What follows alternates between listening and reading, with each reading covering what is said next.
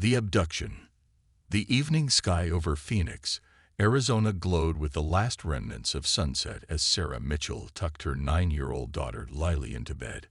Down the hall, her husband James was helping their 12-year-old son Ethan with his science project, a detailed model of the solar system that hung suspended from the ceiling of his room. "Do you think there's anyone out there, Mom?" Lily asked, her eyes wide with wonder as she clutched her favorite stuffed rabbit. Sarah smiled, brushing a strand of hair from her daughter's forehead. "The universe is a very big place. I think it would be stranger if we were all alone." Little did Sarah know how prophetic her words would prove to be. As the Mitchell family slept peacefully that night, something massive moved through the darkness of space, approaching Earth with deliberate intent. The first reports came from Tokyo at 3:17 a.m. Eastern Standard Time. A colossal vessel, unlike anything ever constructed by human hands, appeared silently above the city skyline. The object absorbed light rather than reflected it, a perfect disk of darkness blocking out the stars. Within minutes, similar reports flooded in from Beijing, Moscow, London, New York, and dozens of other major cities worldwide. James Mitchell awoke to the insistent buzzing of his phone. As head of quantum computing at Phoenix Research Institute, he was on the emergency contact list for several government agencies. The message was brief: unknown aerial phenomena over multiple global locations. Stay indoors. Await further instructions. He moved to the window, pulling back the curtain to look at the night sky. What he saw made his blood run cold, a perfect circle of nothingness hovering above the city, its edges defined only by the absence of stars. "Sarah," he called, his voice barely above a whisper. "You need to see this." Before Sarah could join him, a blue-green light began to pulse from the underside of the craft. Beams of radiance shot downward, passing through buildings as if they were made of smoke rather than concrete and steel. "The kids," Sarah suddenly gasped, maternal instinct flaring. They rushed to Ethan's room first. Empty. His bed sheets were disturbed as if he had just gotten up. The model solar system spun lazily above the empty bed. "Lily," James shouted, already running down the hall. When they burst into their daughter's room, they found only her stuffed rabbit lying on the floor. The window was sealed shut, the alarm system still armed. There was no sign of forced entry, no struggle, nothing to indicate how their children had vanished. Across Phoenix, across the world, the same scene played out in countless homes. By dawn, an estimated 1.3 million children between the ages of 4 and 13 had disappeared without a trace. Global panic erupted as governments struggled to respond to the unprecedented crisis. Military jets scrambled to intercept the alien vessels were rendered powerless, their electronics failing as they approached. Nuclear deterrents remained in their silos. No one was willing to risk such measures with the children's whereabouts unknown.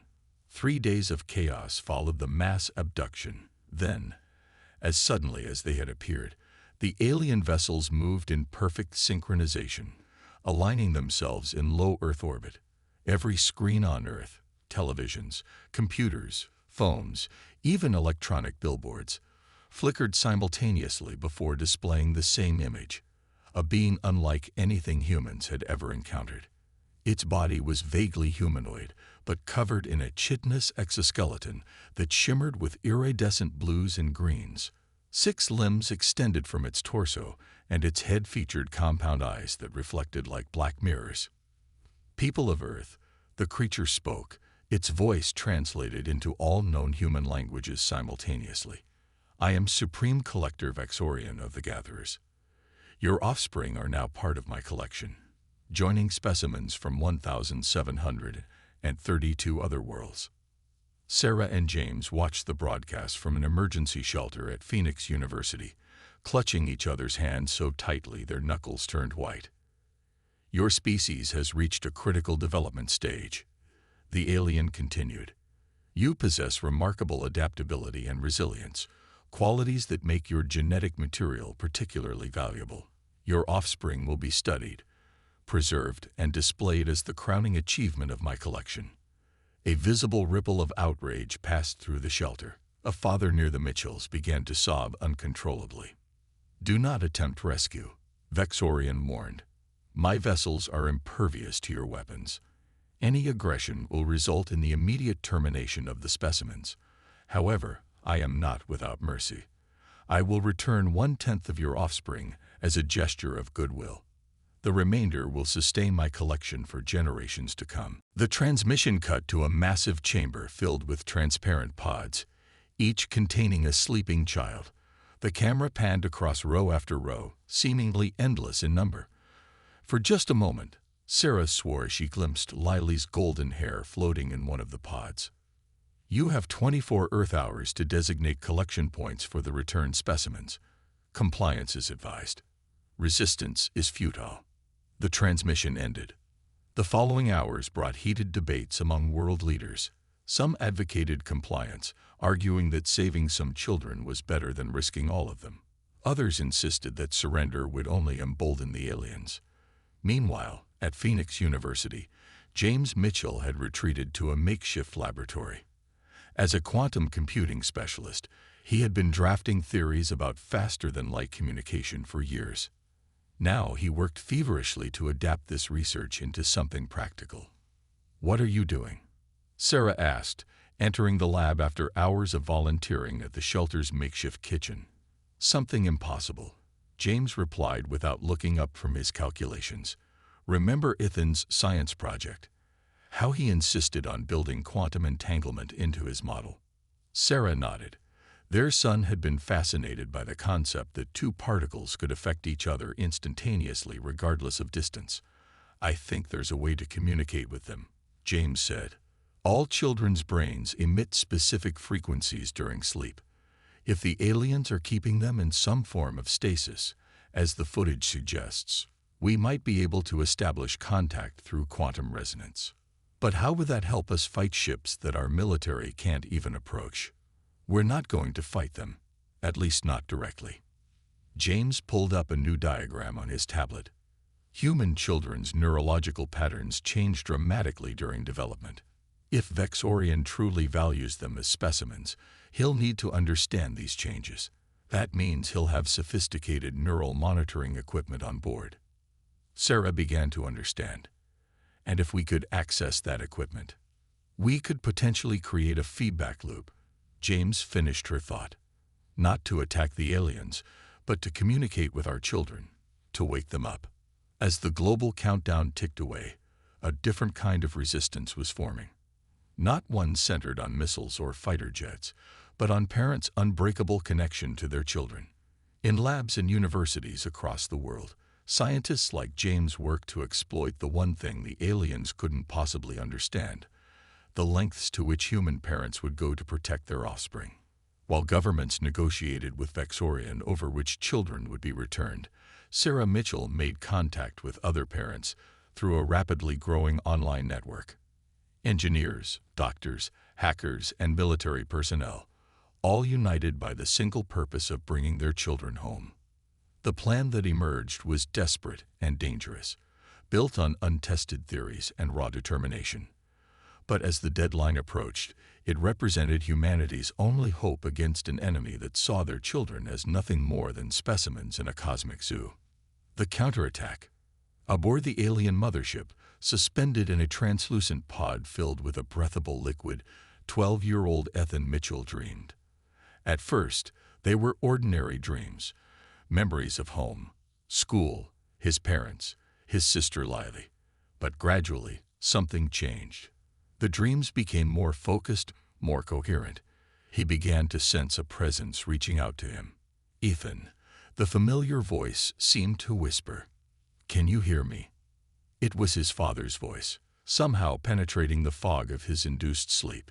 Impossible, he thought. Dad couldn't be here, not inside an alien spaceship. Yet the voice persisted, growing stronger. "Your neural patterns are connected to our quantum receiver," the voice explained. "We don't have much time. Can you sense other children near you?" Ethan concentrated, pushing his awareness outward as he'd once done during meditation exercises with his mother. To his astonishment, he felt other presences surrounding him.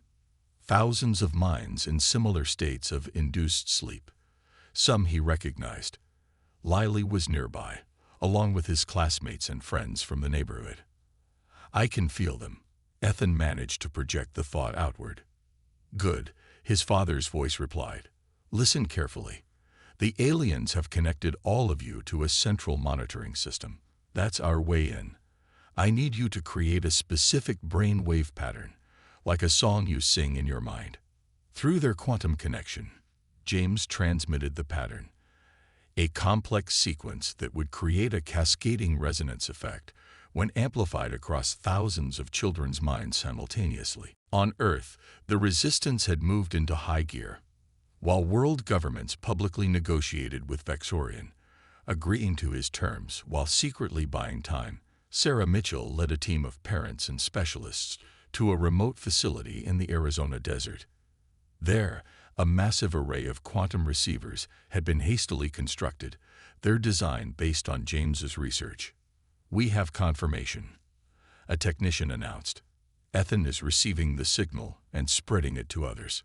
Sarah closed her eyes, sending her own silent message to her children. "Hold on. We're coming for you." Aboard the mothership, Vexorian reviewed the final arrangements for the specimen return. 1/10 of the human offspring would be delivered as promised, the least valuable specimens according to his genetic analysis. The rest would join his magnificent collection, the culmination of 7 centuries of gathering across the galaxy. A subordinate approached, its multiple limbs moving in agitated patterns. "Supreme Collector, we're detecting unusual neural activity among the human specimens." Vexorian dismissed the concern with a gesture. "Their brains are remarkably active even during stasis. It's one of their most fascinating qualities." "This is different," the subordinate insisted. "The patterns appear synchronized across multiple specimen groups." Before Vexorian could respond, the ship's internal alarms activated. Throughout the vast specimen chambers, the neural monitoring equipment began registering increasingly powerful wave patterns, amplifying and feeding back through the system. Inside his pod, Ethan felt his consciousness expanding, connecting with Lily, with other children, their minds forming a unified network. Together, they pushed against the bonds of their artificial sleep, creating the exact wave pattern his father had shown him, a pattern designed to overload the very systems keeping them suspended. On the command deck, Vexorian watched in astonishment as the carefully balanced stasis fields began to fluctuate. "Impossible," he hissed. "The specimens cannot be aware." "The neural patterns are creating a feedback loop in our systems," another technician reported. "Stasis chambers are failing throughout sections 7 through 23. Back on Earth, James monitored the quantum receivers as they picked up the growing disturbance. "It's working," he told Sarah, his voice tight with controlled excitement. "The children are overwhelming the neural interfaces." "What about Phase 2? Sarah asked, checking the equipment they had prepared. "Admiral Chen reports the pulse weapons are ready," James replied. "Once the stasis fields fail, the children's combined neural output should temporarily disable the ship's defensive capabilities. That's our window." High above Earth, military satellites previously thought useless against the alien vessels now aimed specially designed electromagnetic pulse emitters, not at the ships themselves, but at precise coordinates where the quantum receivers indicated the stasis chambers were located. Inside the mothership, Ethan felt the first pod begin to open. Not his own, but one containing a young girl from Tokyo. Then another opened, releasing a boy from Lagos. One by one, the stasis chambers began to fail, their systems overloaded by the combined mental effort of over 1 million children. Vexorian issued urgent commands, trying to reroute power to maintain the remaining stasis fields. "This cannot be happening," he raged. "No species has ever awakened their young from collector stasis." In the specimen chamber, Ethan's pod finally cracked open, the breathing liquid draining away as he took his first conscious breath aboard the alien vessel. Across the vast room, other children were emerging from their pods, disoriented but awake. "Find Lily," Ethan told himself, remembering his father's instructions. He had to locate his sister and lead the other children to the emergency pods, structures that Vexorian's own transmissions had inadvertently revealed during his broadcast to Earth. On Earth, military forces worldwide launched a coordinated electromagnetic attack, targeting the precisely calculated weak points created by the failing stasis systems. The alien vessels, suddenly vulnerable, shuddered under the assault. Inside the mothership, emergency lighting bathed the corridors in red as Ethan led a growing group of children through the labyrinthine structure. He had found Lily curled up on the floor beside her pod, frightened but unharmed. "How do you know where to go?" she asked as they moved purposefully through the alien environment. "Dad's in my head," Ethan explained simply. "He's showing me the way." Through the quantum link, James guided the children toward the escape pods, using schematics pieced together from satellite imagery and the brief glimpses seen during Vexorian's broadcast. The final confrontation came as Ethan's group reached the pod bay. Vexorian stood blocking their path, his massive form towering over the children, compound eyes flashing with fury. "You will not escape my collection," the alien declared. "In 7 centuries, no specimens have ever been reclaimed." Ethan stepped forward, Lily's hand firmly in his. "We're not specimens," he said. "We're children, and our parents are coming for us." As if on cue, a massive explosion rocked the ship. Through a viewport, they could see Earth military vessels approaching, smaller, faster craft that had launched the moment the alien ship's defenses faltered. Vexorian seemed genuinely bewildered. Why risk everything for offspring that will simply mature and replace you? The logical choice would be to sacrifice some for the preservation of your species. "That's why you'll never understand humans," Ethan replied. "Our children aren't replaceable. Each one matters. Each one is loved." A second explosion tore through the hole nearby. Vexorian hesitated, then stepped aside. "Perhaps there is more to study about your species than I realized," the alien conceded. "Go. The emergency pods are programmed for atmospheric descent." As the children loaded into the escape pods, Ethan looked back at the alien collector. "If you want to understand humans, try asking next time, not stealing." The descent to Earth was chaotic but controlled. Thousands of pods ejected from the alien vessels, each containing groups of children guided remotely by their parents and military personnel through the quantum link James had established. Sarah and James waited at the designated landing zone in the Arizona desert, along with hundreds of other parents.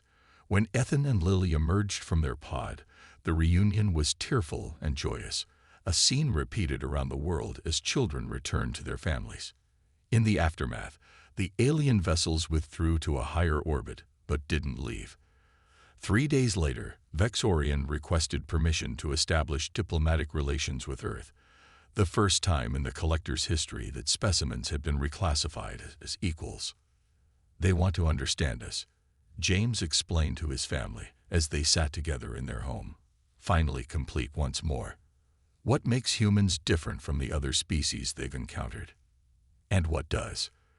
Lily asked, still clutching her replacement stuffed rabbit. "A gift from 1,000 well-wishers." Sarah smiled, looking at her children with fierce pride. "We don't give up on each other. Not ever." In the years that followed, humanity entered the galactic community not as specimens in a collection, but as partners in exploration. And in museums across Earth, small replicas of quantum receivers stood as reminders of the day when human ingenuity, parental love, and children's resilience proved to be the most powerful forces in the universe. Vexorian, once the Supreme Collector, became Earth's first alien ambassador, still studying humanity, but now with respect rather than clinical detachment. And occasionally, when visiting the Mitchell home for diplomatic dinners, the alien would gaze at Ethan's rebuilt solar system model and remark that, of all the species he had encountered in 7 centuries of exploration, humans were the only ones who had made one fundamental truth clear to him. Some bonds transcend the physical laws of the universe, and a parent's love for their child is the strongest bond of all.